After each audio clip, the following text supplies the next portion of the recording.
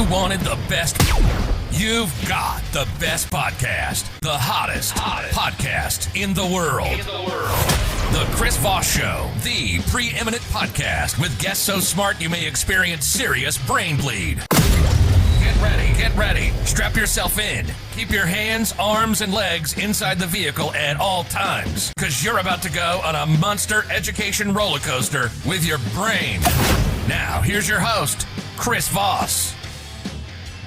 Hi, folks. Chris Voss here from the ChrisVossShow.com, the ChrisVossShow.com. Hey, we're coming here with another great podcast. We certainly appreciate you tuning in. Oh my gosh, guys, welcome to another show. Like, we just keep making them more and they just keep coming. We just keep putting in the Google machine great authors and they just show up every day. Sometimes there's two a day, actually, and they show up every day. So make sure you subscribe to the Chris Voss Show if you haven't already. Refer the show to your friends, neighbors, relatives, dogs, cats. Get everybody to listen to the show. Just play it when you leave for work so the cockroaches have something to listen to. Maybe they'll be smarter and move out. There you go. Go to goodreads.com/Chris Voss. Follow us over there. See what we're reading and reviewing. Go also to all of our groups, Facebook, LinkedIn, Twitter. If you put in the Chris Voss Show anywhere, you're going to find so many different groups and accounts and everything. We just dominate social media. We try to as much as we can. Also, go see the video version of this on youtube.com/Chris Voss, and you can hit the bell notification there, follow everything we're doing. We're also on LinkedIn Live, so if you're following us over there, go see the live version on LinkedIn. It's pretty cool. And plus, you don't get that annoying music that we have at the beginning, which is actually fun. Anyway, today we have a most amazing author, and I think he's going to blow your mind. He's going to lighten you. He's going to make you so smart. It might improve the quality of your skin and maybe your sex life. I don't know. My lawyers say I can't say that's a definite, but what do you know? Listen to the show. You might just have amazing things happen to you.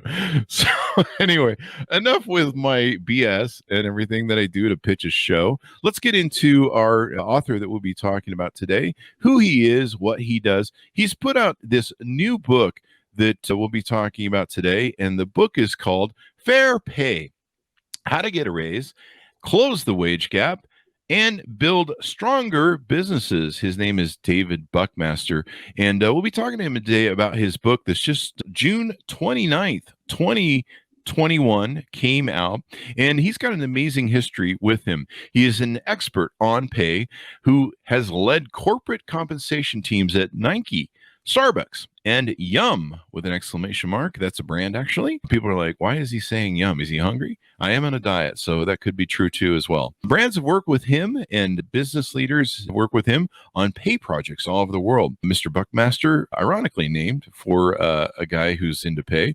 It was named to the global shortlist of the 2018 Financial Times and McKinsey & Company Bracken Bauer Prize for Emerging Business Writers. Fair Pay is his first book. He's originally from Tampa, Florida. We won't hold that against him. I'm just kidding. We love our Tampa, Florida people. Buckmaster now lives in Portland, Oregon. Stereotype with his wife? Oregon stereotype with his wife? He's going to have to explain that now. Daughter and a Labradoodle. For more information, you can visit his book. Link, what is it? DavidBuckmasterBooks.com. Welcome to the show, David. How are you? Hey, Chris, thanks for having me. I will say, I think I'll have to put the skin tips and sex tips in the updated version of the book. I just feel like being smarter and collecting knowledge and curating great information and data like what you put in your book just makes you better. So there's that. What is now lives as a Portland, Oregon stereotype with his wife? What is that? You know, so you already made fun of Tampa, so let's just jump into that, right? So I grew up being like the Florida man, where all the crazy stuff happens, and you used to get making fun of people that are from Florida, and that's okay. Moved to the other corner of the country. I'm in Portland, and now there's all the like Portlandia stereotypes. Portlandia. Yeah, it's a joke, just to say, yeah, we've got like an obnoxious coffee machine downstairs, and we've got a Labradoodle, and we're into all the kind of normal Portland-esque things that you would expect. It's just trying to lighten it up a little bit after the whole McKinsey Breckenbauer stuff. So it's there you go. Yeah. There you go. You've gone from, so would it be fair to say you've gone from one extreme to another? I don't know. I watched that Portlandia show that makes fun of Portland, and it's quite funny.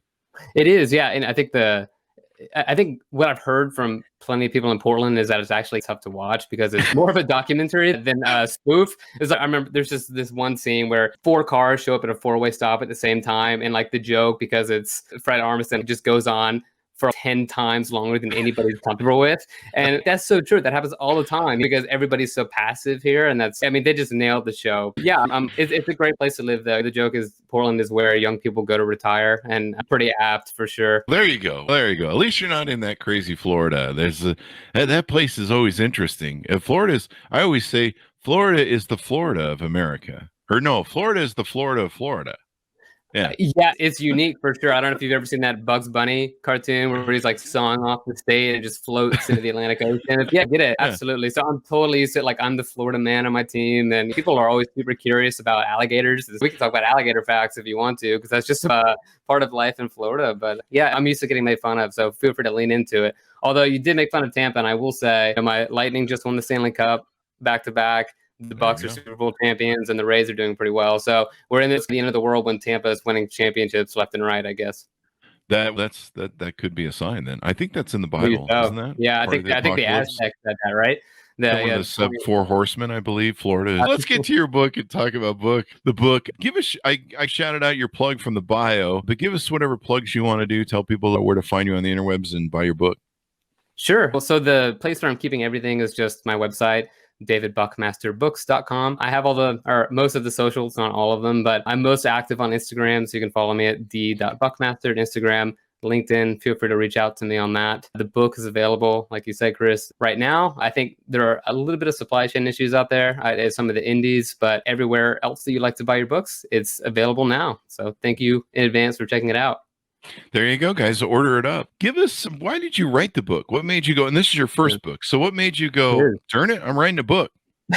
So ultimately, I'm a practitioner. I work in something called total rewards or compensation. We're like a really hidden away team of most big companies' HR staff, and people don't really know we exist. But our job is to try and figure out how much money should we pay people. So it's one of those things where everyone you would think would want to be nice to you, but they're always kind of upset. And so I'm mid-ish career, and there's a part of me that just knows that we can't be doing this the exact same way for the next 20 years, because I think or at least for the rest of my career, I guess I'm only thinking about this maybe selfishly, but it's one of those things that the way that we think about this stuff now clearly is not resonating with employees. Pay is such a personal topic, and everybody's got really strong opinions about it because it's their livelihood, right? Like, it's how you go on vacations, afford your kids' school and dental bills and all of that fun stuff. But there's this stat at PayScale, there's this compensation research firm that says about 1 in 5 people believe they're paid fairly. If as HR or whatever it is, if our customers are essentially our employees, like you wouldn't tolerate 4 out of 5 people thinking that your product is swindling them or hoodwinking them somehow. So there's something that we do that it's not resonating.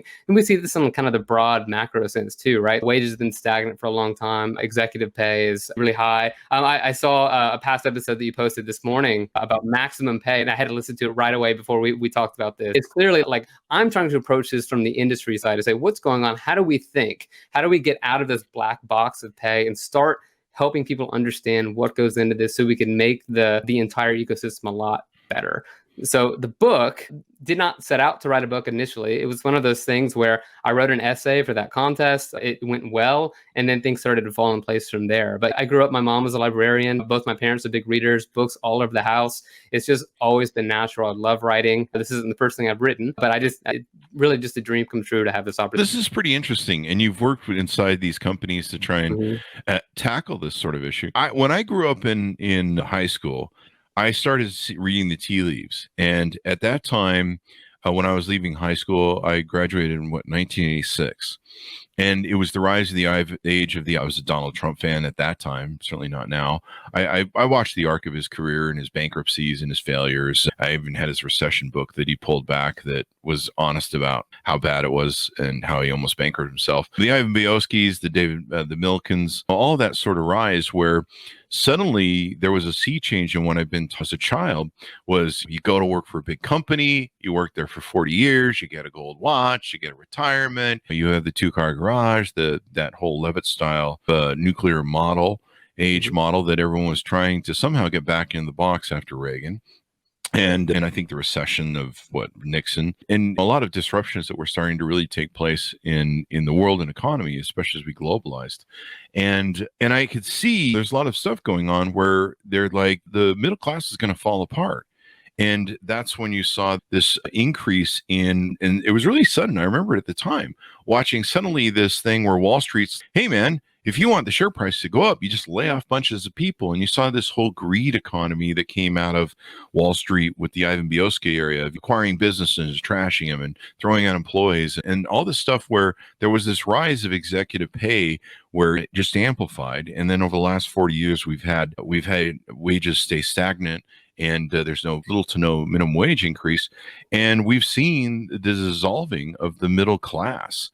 And now everyone just seems to always be at their wits' end, struggling. Most people don't have savings. They can't survive maybe a month without pay. And you have people that if you fall ill, you can fall into bankruptcy. It's really turning into quite a mess. In fact, it's reaching those points that you see with that bring in fascist governments or communist governments or different other governments where people are just fighting for scraps, it seems. I've watched the whole dissolving us being manufacturing to a service economy, but there's not a lot.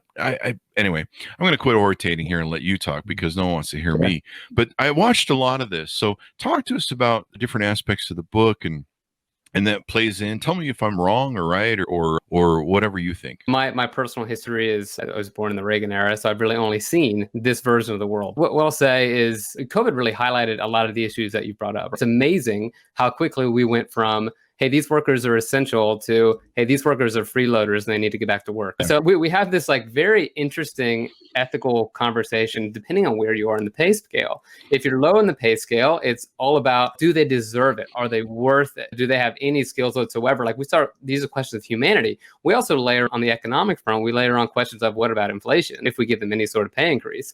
Now, on the upper end of the scale, it's completely the opposite of that, right? And now it's talking about performance, and this is just the natural way of competition for things. We have to invest at the top end of the scale. Like, there's really no strings around this. There's no limits. There's nothing. So I think your point is spot on in the sense that, like, we just have fundamentally different ways of thinking about the high-low version of this. And what I've tried to do in the book is to try and, in the first half, it's called Pay As It Could Be, or Pay As It Is. And what I'm trying to do there is just unlock the black box of how pay works at most companies.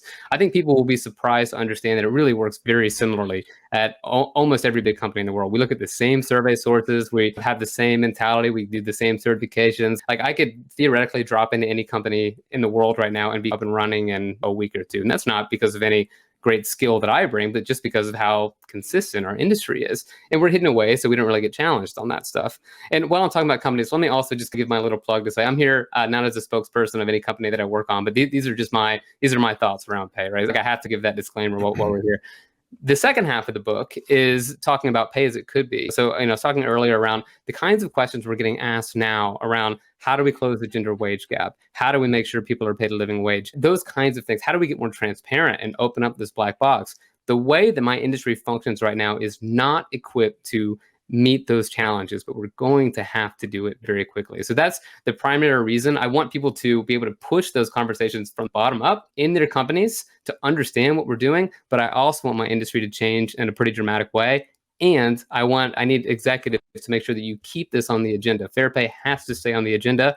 Otherwise, we will continue to just push the problems that we have now until, what I worry is there a point of no return where we just don't get this back and people will say, let's just throw the entire system out the window, which I think would be quite harmful.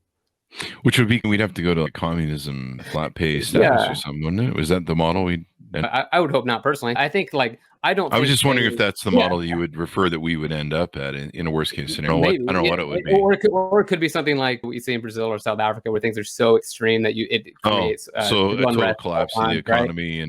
And just one thing collapses to another and it just becomes a free fall. Sure. It's just a spiral of not good things. But I think you're starting to see some of the language now around capitalism in general and say, let's abolish it or let's change it fundamentally. And like there are like the edges for sure have to get sanded off this thing. But what I think people mean by that is Not so much that they don't like going, to their local main street, their local farmers market. Those are market-based enterprises. I live in Portland. It's deep blue, but we love our local markets. We love our local vendors. Like that, these market-based economies are great and they solve a lot of problems. They're probably not the ideal system for everything, but I think we do need to preserve that. But what I think people, when they say, let's abolish it, let's throw it all out the window, I think what they mean is they get upset when they feel like they've lost this sense of autonomy over their own lives. And that's true regardless, depending on where the concentration of power is. So to your point, if it's you've lost all sense of power, everything is state-run, owns the means of production, communism, you have no autonomy of your life or your economic condition in that regard. In the same respect, if all the power shifted to corporations, a lot of those same outputs happen too, right? You have no say over your employment conditions, your wages. You don't even know how they're set. You've got limited mobility, like the social class you're born into. There's not much opportunity for you to escape out of that. So I think when people get really upset, it's because of one of this extreme where they just feel like they've lost control. And so one of the things I'm trying to do is help people retake control over their pay, over their career. There you go. Now, you mentioned and touched on gender issues of pay and equity and racial in the book. I was just going through the thing on the book. There's a lot of arguments. Is there really a gender pay gap? Is there really a racial pay gap?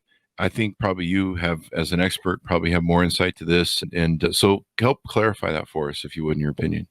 Yeah, so the core of this is the definitions, right? Because I think if you're on the left, and I'm going to make some generalities here. If you're on the left, you tend to focus on something called the wage gap. It's say women make 71 cents on the hour or 71 cents on the dollar as opposed to men. Black workers make 64 cents as opposed to white workers. Wage gap.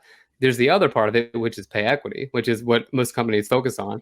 And these are distinct definitions, but I think we tend to find our own camp on this and we're mixing it up. And I think that's the core of a lot of our debate, because sometimes you'll hear, well, is there really a wage gap? Is there not? And the answer is yes, but we're talking about two different definitions. So when we say pay equity, what that means and what most companies are trying to get after is let's figure out, okay, what are the differences once we control for where you're based in a company, the job level you're in, your experience, your whatever sort of factors that a company would express as being acceptable for pay differences, performance, that kind of thing.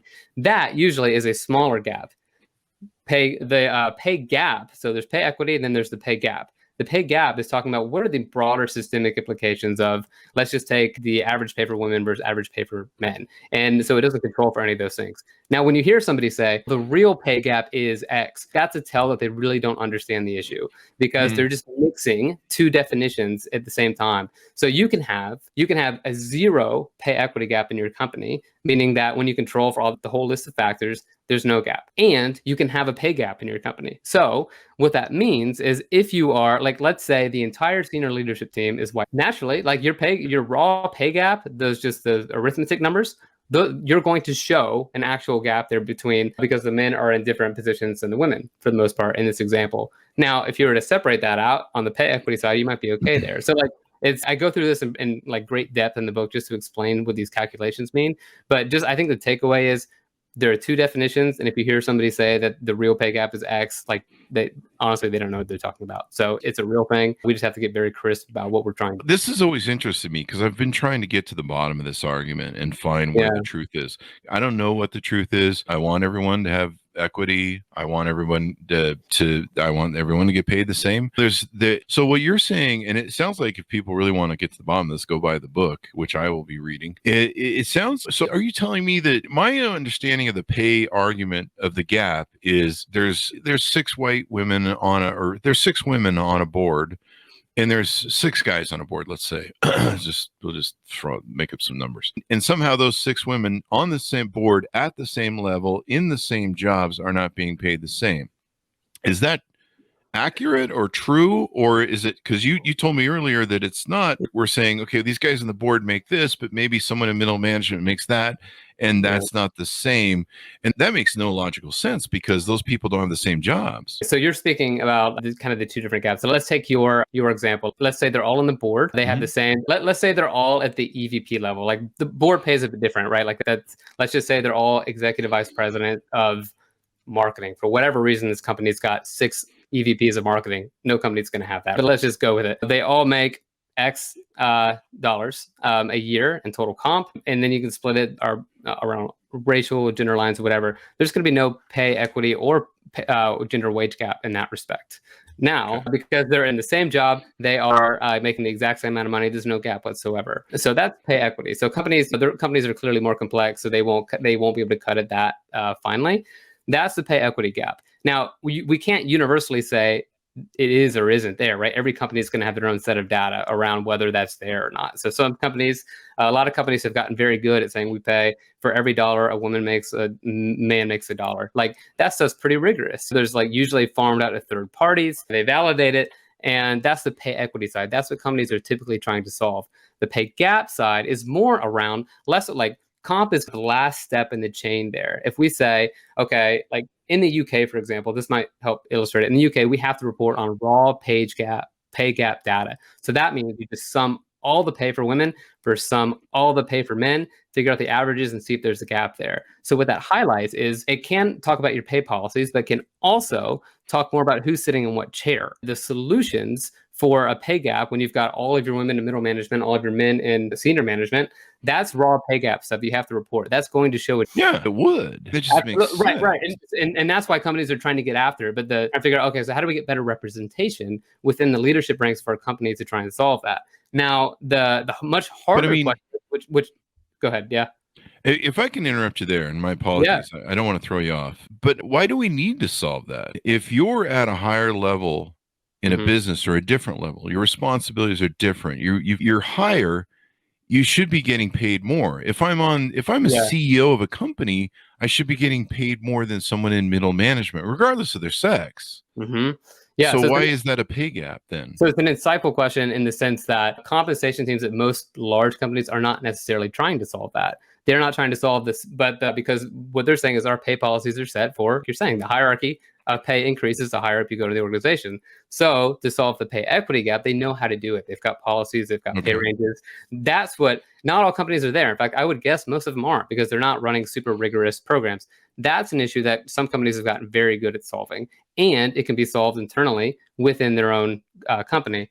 When you have to report on this bigger wage gap around the entire pool, whether in society or whether in your entire company, those are really signals about economic mobility among different groups. So if we look at the Fortune 500 right now, I'm going to probably bust a number, but I think about 40 of the CEOs are women. 4 of them are Black, and all 4 of them are Black men. I think only recently, like very recently, like the first Black woman, or one of the first Black women was appointed to the CEO chair of a Fortune 500 company. So I think when we talk about pay gap, like that raw systemic stuff, that's starting to ask questions around, well, why do all companies look the same? Why is a white guy at the very top of the organization? And then taking that a few clicks down and saying, well, wait, how come like only 5% of our director level people are women or are Black or whatever? And that's to say, like, that asks much harder questions much further upstream. So what I like to say is your compensation team is last in that line to figure out, once you get people in the right chairs, then how do you pay them? But what we can't solve is the stuff way upstream. We are less the canary in the coal mine on the compensation team,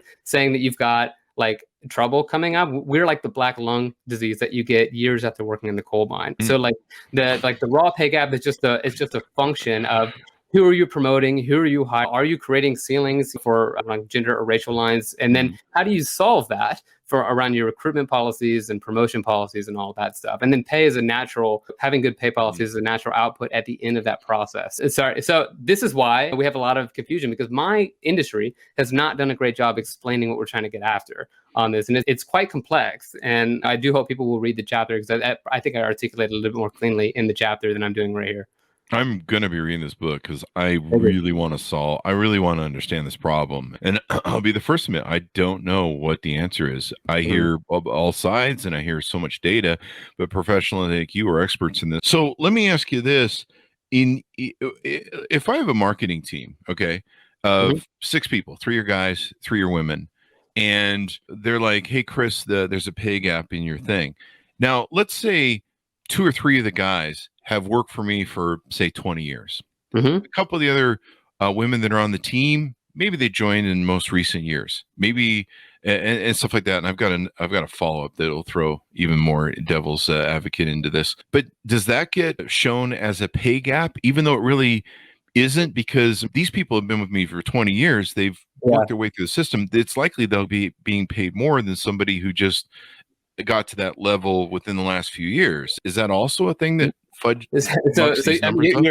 you're hitting the complexities of this stuff, right? So in your exact example, like if there are only 6, like I'll spare people the statistical stuff around this, but there's not technically enough people to run a statistically valid pay equity analysis on this, right? You probably need 30, 40 people to say, okay, have we controlled for all the variables to make sure that this particular variable of gender is popping? But let's say it wasn't 3 and 3. Let's say it's 30 and 30, and you still have that problem. And we feel like we have the validity that we can say that there's a pay equity gap there. Now, one of the variables that you would say is an acceptable factor for pay differences is the experience that you've just said. So if the men happen to be more experienced and, to your point, have progressed further up in the pay range, you would say this is acceptable. We have no pay equity gap according to our own standards. Now, one of the challenges is there are no legal standards here. So technically, it's illegal to pay somebody in the U.S. a difference based on gender, but there's this massive loophole carve out for performance related pay. And so if you say it was based on merit, then you basically drive a truck through any potential definitional ways of doing this. I hope that changes in the future. But when you have smaller teams, or then in your example, you would have a pay gap. But you might look at it and say, actually, we don't think we need to solve it because these differences for our internal processes are explainable. If the women are new on the team, and they come and they're upset about their pay, and then as a manager, most companies would feel confident saying, listen, this set of 3 men on the team is not because of gender, it's because they've got 10 more years of experience or whatever it is, and they've gone up through our system in the same way. Now, this is where things get super messy, right? It's hard to have these pay conversations that are extremely complex. But in your example, you would officially have a raw pay gap, but you might choose to not do anything about it because you can explain it. So let's play a few other variables and tell me if they are variables or if I'm just smoking crack. I've hired thousands and trained thousands of employees across my career, whether I was with Cincinnati Bell or my own companies. And I've seen these transitions. One transition I've seen is women leaving to go have children and then wanting to come back into the workforce. And I want to address that. Is that a factor too? Because if I'm paying somebody who's been on my workforce 20 years, who's a man, and a woman who's maybe taken time off, do we need to balance that out to where even though you take time off, that's not a thing, but it still is really. If you take time off and come back, you are getting behind in the system. Do we need to bump that, or is that fair? I mean, these are very complex questions. And as maybe we look at very egalitarian societies like some of the Nordic countries, right, where your paternity, maternity leave could be a year plus. There are very strict rules around pay, and the overall spectrum from low to high is actually quite small in differentials. Like even with all of the stuff that they're probably 20 years ahead of where the US is on some of this legal stuff, but like they still have pay gaps. Where the US is raw pay gap, remember just the kind of the additive side of it, is 18% or so. In a place like Norway, it might be 7%. So it's still there. And so to some extent, of course, if women are still are seen as the primary caregivers in society, then and if they step away for, it's one thing if they step away for, if a woman steps away for a year, your policies might look different than if somebody fully resigns, leaves the workforce for whatever 5-10 years, and then comes back when their kid's approaching middle school. The men in that situation, if they were primary caregiver, would not have kept up with the men who stayed either. So really, it's just a function of the choices we make in society around who primary caregivers are. And then, but I do say there are plenty of opportunities for companies to clean up their policies in this regard. So some companies have, let's say you're in a sales role, a big sales role, and a client relationship might take you 3 years to really develop to see fruit on. If a woman has really designed and built that relationship and cultivated it, steps away maternity leave, but then is dinged on her bonus when she comes back because there's a duration mismatch there where the actual relationship to bear fruit was 3 years. She was gone for 18 months, but she did all the work up front.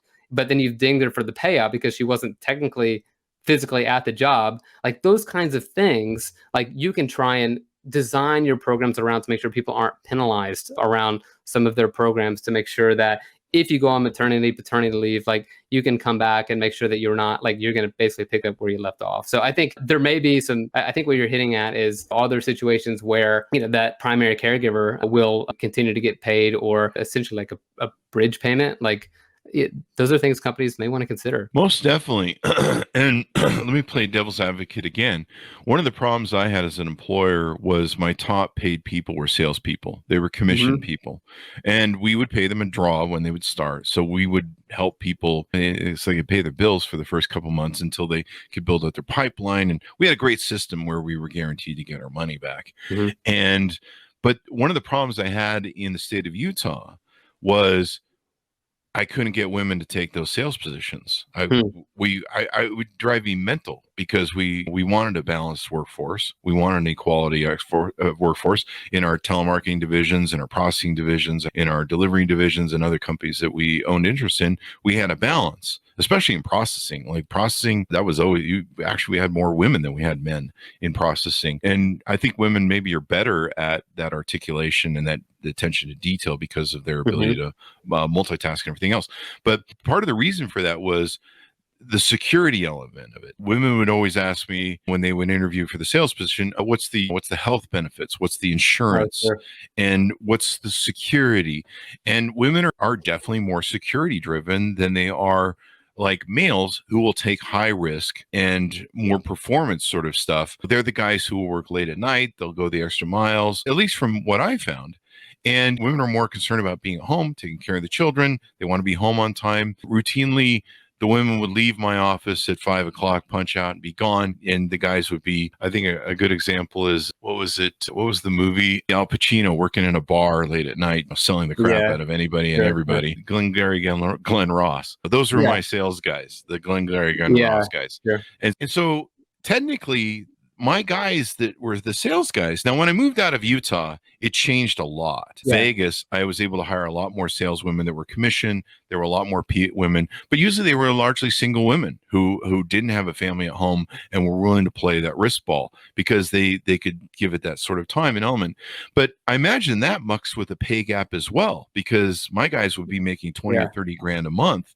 And my processors are getting paid, I think it was like $2,500 a month. They didn't get paid a month. They had security. They would always get paid whether they did their job or not. Yeah. What I might say is to those gentlemen who are married and have families, go home, please. Go cook for your family. Go contribute, because doing all that emotional and professional labor on your spouse is probably not great. So I can think of this story. So Uber, a number of years ago, went through, they lost Travis Kalanick for lots of reasons. One of the things that came in, a result, I think Eric Holder went in, the former Attorney General of the U.S. under the Obama administration, went in, did this whole review because it was this like super public falling out with Travis Kalanick. And Uber was one of these companies in Silicon Valley that like, we're going to keep you here. We're going to make you so comfortable you never leave. We're going to run dinner service at 9 p.m. And so you never leave. And you can't have a family that way. But like one of the solutions, which was like ridiculous to me, was, okay, I know what we're going to do. We're going to make sure that our recommendation is you're going to move dinner from 9 to 7. I'm sorry, if you have young kids at home, like 7 is still not going to cut it. So like there may be, I'm largely convinced that the people who like this hustle culture, people are working 80 hours a week. I'm pretty convinced that it's not as productive as they think it is. So I think some of the most productive countries in the world are also countries that have really egalitarian and thoughtful policies around people's time. Flexibility, I think sometimes is used. I actually talk about this in the book, where flexibility is used as what I call the total rewards trap. Total rewards being your entire combination of work-life balance, pay, benefits, all of that kinds of stuff, career development. So everything the company offers you in exchange for your work. But sometimes you get this kind of thing for when it comes to women or people or even same-sex couples with young kids at home. It's like, we're going to pay you for your time. We're going to pay you in flexibility. Now, that doesn't mean they're any less productive, but I think it will challenge companies to say, okay, can you get done in 4 hours if somebody else gets done in 7 or 8 and then go home and be with your family? I think we will all be better off in that regard. Utah is an interesting state. Again, Utah is probably not going to be the same as Vegas. Those are pretty extreme examples, but I think to some extent, like, leaders just have to model behaviors to say you'll do your best work when you're a whole person inside and outside of work, and when you're taking care of your responsibilities. So I would say, men, please go home every single hour and contribute. Here's the other aspect of that I left out. A lot of guys will go for high risk, high reward, but normally in the single space. So there were a lot of times where I'd have guys that would come to me and they'd be like, Chris, I'm making like 20 grand a month. I just got married. I just got in a relationship. relationship. She wants security. We want to have kids, or they have kids. And I need to quit my job so I can go to work for a bigger corporation that has like really great maternity package and this high-end stuff. And I'd be like, you're making 20 grand a month off me. You can buy that insurance, but you can buy the insurance that you need. But I'm sorry, I'm not paying you. You want this super cut of commission, but now you're telling me you want this thing. And they would usually quit and leave for corporate jobs where they would get paid, I don't know, like $50,000 a year, but they would take the pay cut for the security. So there's a balance there where people go for that in the high-end commission. So I would lose them usually when they would get married or have kids. They would exit out of that sort of system. But I can imagine that fucks up the pay gap when we look at the broad numbers, like you said, and we compile. Yeah. Now, high-end sales jobs are, I would guess, a pretty small percentage of the overall economy. So, but even then, I think a company who runs those policies has an obligation. If most of their staff or a good chunk of their staff are direct sales and they're being paid a commission, but the calculations for your pay equity gap, they're going to look very different than a traditional company. But like they would still want to understand what's driving it. Is it truly performance, or is it we have a habit of setting our client calls 8 p.m. dinners, which again, if the women are the only ones responsible for taking care of the kids, this is a hard balance of, is that truly necessary to run your business that way? Or there are other things we can do where we can get the best of both worlds to make sure that people are feeling that they're treated fairly, that they're paid, that everybody has the same opportunity. And sales comp actually is its own subfunction. Like there are separate certifications and things in my field just for sales comp because these questions get. Yeah, and I would imagine even though with what you said about the small percentage, I was imagining with big companies, there's not only salary, but there's performance pay or bonus pay. But guys are typically networkers and builders, and we team up. This is one of the reasons we rise through corporations is we club up, and we don't claw each other down to keep each other from getting ahead.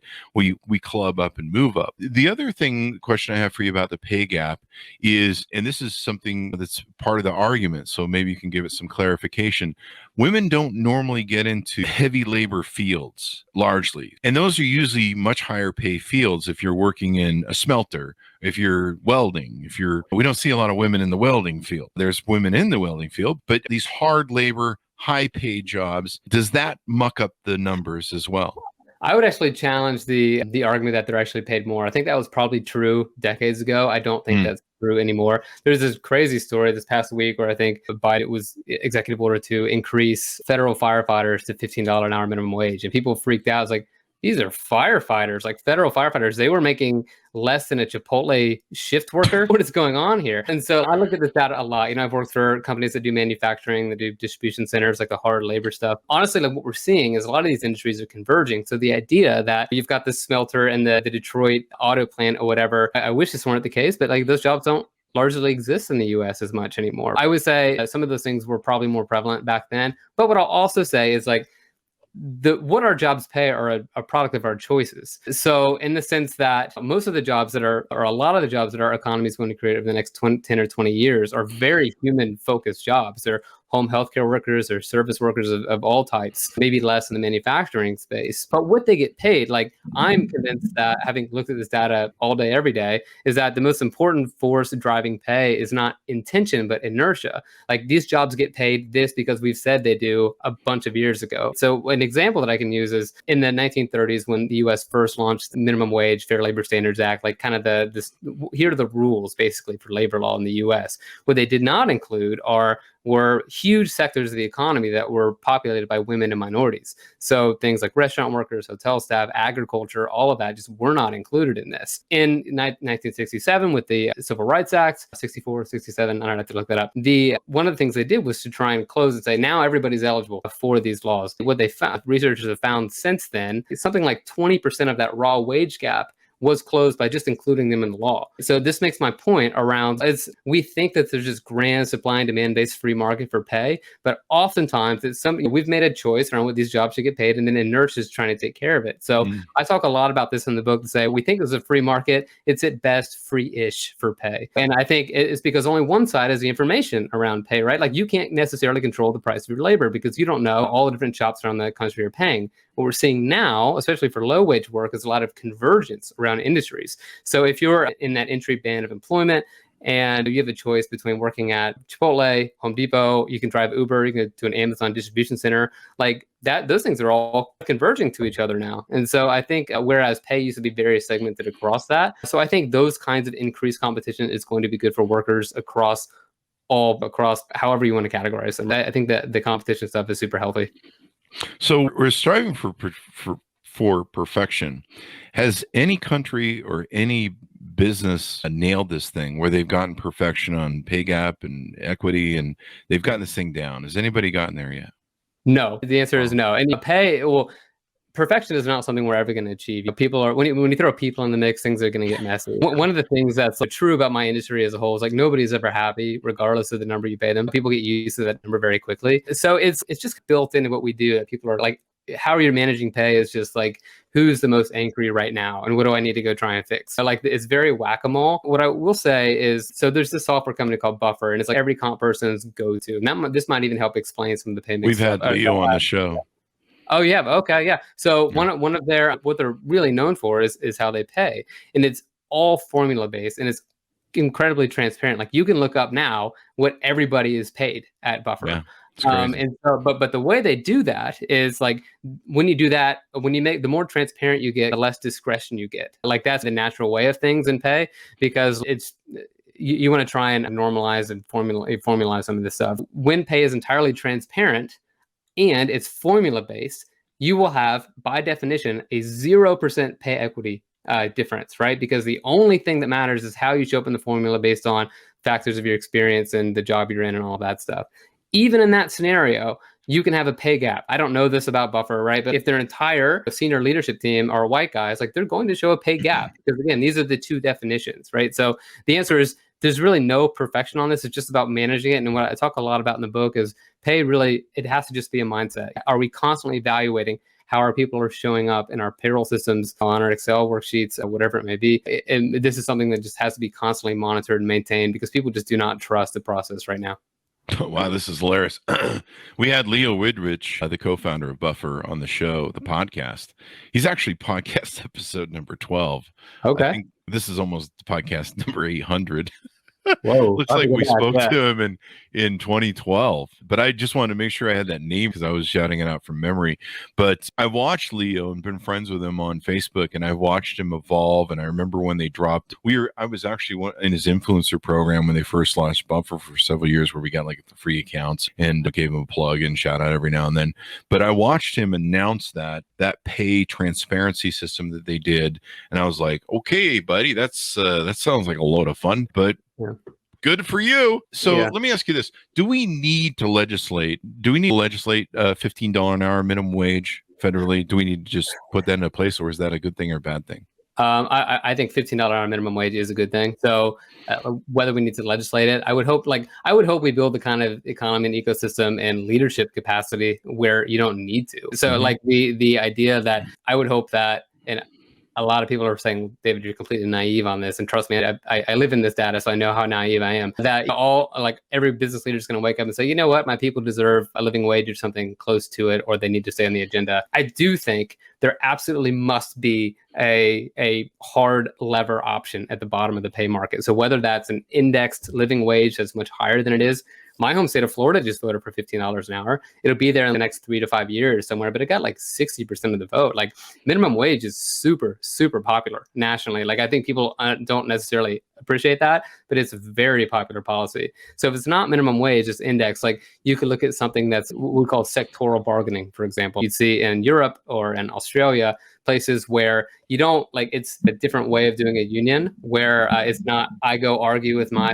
managers of my company. It's the entire industry. So fast food is making the standards for fast food. Gig work is making the standards for all of gig work, and just go sector by sector. And then that allows you to meet the needs of that entire sector. That gives a platform for all companies to compete on the same standards at the same time. But I'm a huge proponent. I think you need to have a really hard, a meaningful lever at the bottom to make sure that wages are increasing as companies do. Now, I think there's ways you can design it to say, if unemployment ticks to this respect, maybe we can do temporary jobs, or companies that are very small don't have to participate at the same scale as bigger companies. I think big companies have to drive this stuff. They have to set the standards because they have the means to do it.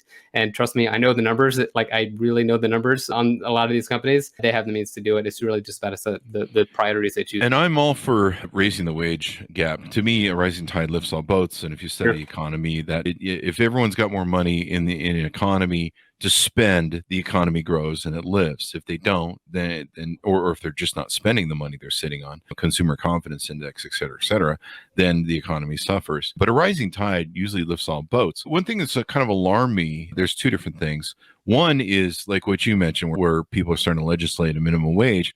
But the funny thing is they're putting it years off. Like it has to increment and grow and kick in, which is probably good for people on Main Street. The problem is I look at it and I go, actually 5 or 6 years from now, it probably should be $20 an hour. Especially in the inflationary sort of struggles that we're seeing right now. The thing is, I've seen like Amazon promoting, everybody needs to pay $15 an hour. We're all for that because they can afford it.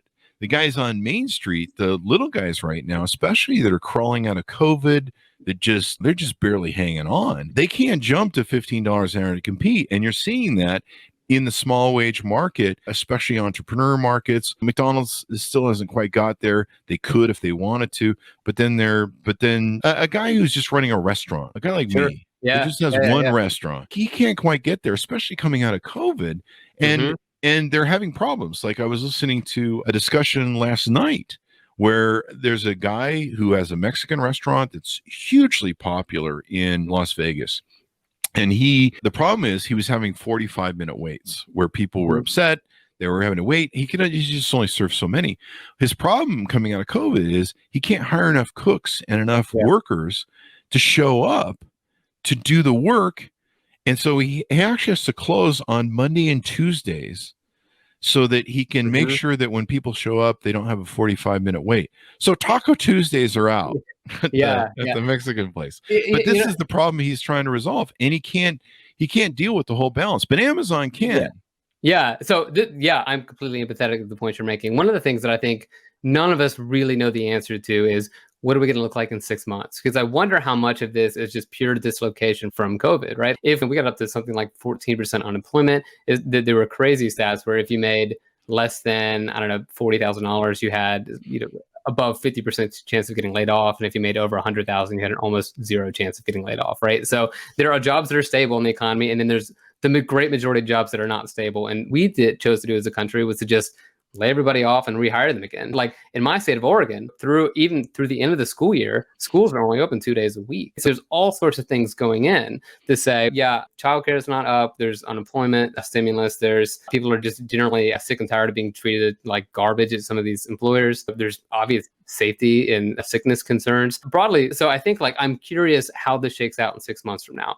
And I hope things are back to normal, because I'm seeing these signs too, right? I went to get my haircut yesterday and one of the locations only had a couple of people there and they said the same thing. So the problem's real. Absolutely. What I'm wondering is how permanent it is. And I get the sense that it's not. I'm super empathetic to the small business on this. I firmly believe that big business does need to lead in this area, and we can design policies in such a way that you can provide more relief to the small business, or say, okay, if your wages are going to go to X day by this time horizon, and we do this all the time now. A lot of the wages are, okay, if you're a small company, you're on a different schedule. You have to get there by this point of view. What I think is one of the problems is we have created huge sectors of our economy that are frankly addicted to low wage labor. And so there are going to have to be some shifts to our business models. And I think to some extent that low wage, like the price of our products and wages are a bit arbitrary and can be set, will probably just need to be rebalanced a little bit. And I think no doubt we're going to see some price increases. And I think we already have. We're at hyperinflation almost. But I think it's not like Zimbabwe, right? We've gone from 2% inflation to, I don't know, 3, 4. It's not. So there was, and again, I think I'm curious where this comes in 6 months from now. Is it, how much of it is supply chain issues? How much of it is structural? What I hope is that some of it for wages is structural. And because I keep bringing up Chipotle for some reason, I must be hungry. But there was this big article, Chipotle is raising the prices of the burritos by 4%, right? Yeah. So let's say you go from your, I don't know, 30, 40 cents or whatever on your burrito. Now, if let's say across the board, all prices go up 4%, but your wages have gone from 10 to 15, you've gotten a 50% increase. Like our lowest sector of the economy, part of the economy, is much, much better off in that rebalancing of the economy. Now, I think one of the things that people underappreciate is that inflation is going up 4%, wages go up 4%. It's just a wash. You're not getting it, like you're just resetting the standards. I think the reality, when you look at most companies' payroll, is they might have, I don't know, like if you're a big retailer or restaurant or whatever, you might have 80% of your people in these jobs, but they might only be 15, 20% of your overall wage expense because they make so little in relative value. So if you've increased the wages, if you're forced to legislatively or for market reasons or whatever, if you increase their wages, that's not like, on a proportion basis, things are going to come out okay. Like, I think that this is perennial. We can't increase wages because then all prices increase and it's not really going to matter. I just do not buy that. I know how companies make these calls, and you don't hear those decisions when you need to make some massive stock grant to an executive who turns out to not be so great. You only hear those arguments when it's the lowest wage people in the economy, and that's what drives me nuts. Largely, but we're seeing some extraordinary stuff. If you've tried to rent a car lately, I have not. Or travel. Yeah, but I've heard the stories on the car rental. It's out of control. Or buy a used car, and I'm having a lot of people write me from our review side of the Chris Voss Show company. We review a lot of products, and they're starting to have issues where they can't produce because of the chip crisis and a lot of the stuff that wasn't in. I don't know if this is going to resolve itself, or if we're just going to keep seeing rampant increases. Like you say, that we're already seeing inflation that come up, and it's like, how does this all catch up? And then there are pressures that are on our economy at the Federal Reserve level. We floated trillions of dollars off the chart. That has an economic inflationary pressure thing. Anyway, you and I could sit and talk about this for 12 hours. I bet we could. Yeah, absolutely. And I value your time, and I really appreciate what you've shared. Is there anything more you want to touch on in the book or respond to what I've said? And before we go, I would just say, I think you're asking all the right questions. I think you're asking the questions that I hope to have resolved in this book. I think this is, when you do pay for a living, you tend to get the same questions over and over again. And I think just fundamentally, we need to have a better, more sophisticated conversation about pay. And that requires people in my chair to talk about it more and to talk about the data we have access to, what we're seeing, what the realities are, do some myth busting and help people get more money. And that's really all that I'm trying to do. I do not believe that we have to give up on our overall economic system. I think this is just a product of the choices that we are making. And I am optimistic about the future. And I'm actually extraordinarily happy to see this much competition at the employee level, because there really hasn't been anything like this in my career before. That was one of the discussions we were having last night too. Is this sustainable? It seems like the power is going back to the employee, but whether or not it'll be sustainable, or whether or not corporations will be like, well, that'll be nice now, but we'll get back to you later, and we'll fix that. There's a whole lot of other discussions, pan-globalist billionaires and people like the Betsy DeVos Center for National Policies, who have interest to enslave the American people and basically create indentured servitude and be able to rampant uncontrolled capitalism and the lowest pay they possibly can. There's some of the narratives behind this fighting of the wage pay gap and all this sort of different stuff. Reading your book, I'm really going to be reading this book, so I encourage my people to do it. And I don't believe that we should be arguing, for those people that are out there arguing that the system's fine, we shouldn't change it. It's not. There's always a way to improve everything, and there's always a way to move to a better balance in society and everything, and give everybody equity. And I'm all for that as well. Give us your plugs so people can find you on the interwebs as we go out. Sure. So davidbuckmasterbooks.com is where I'm keeping press, reviews, all of that fun stuff about the book. I'm on Instagram, LinkedIn, Twitter, whatever your chosen social media preference is. And the book is available, hopefully, wherever you like to buy your books. There you go. There you go. Thank you for spending time with us on the show, David. We certainly appreciate it. Thank you. Thanks for having me. There you go. And my audience, check it out. Fair Pay, How to Get a Raise, Close the Wage Gap, and Build Stronger Businesses by David Buckmaster. You can get it wherever fine books are sold, but you only have to go to the place where the fine books are sold, because I don't know why. It just sounded good to say at the time. Thanks so much for tuning in. Go to youtube.com/Chris Voss. Hit that bell notification button. Go to goodreads.com/Chris Voss. See all of our groups on LinkedIn, Twitter, all those different places, and follow us there as well. Thanks for tuning in. We'll see you guys next time.